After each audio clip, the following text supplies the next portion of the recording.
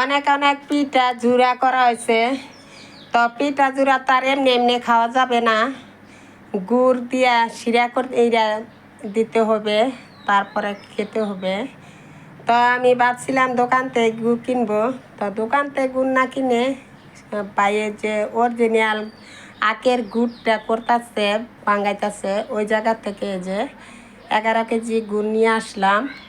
এখন আমি পিঠা জুড়া এগুলো আমি শিরা করে দিব।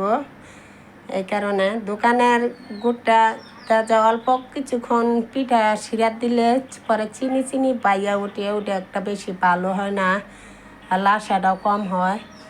তো এই কারণে আমি যে অরিজিনাল আখের গুড় আমার ভাইয়ের বাড়ি থেকে গিয়ে আনলাম।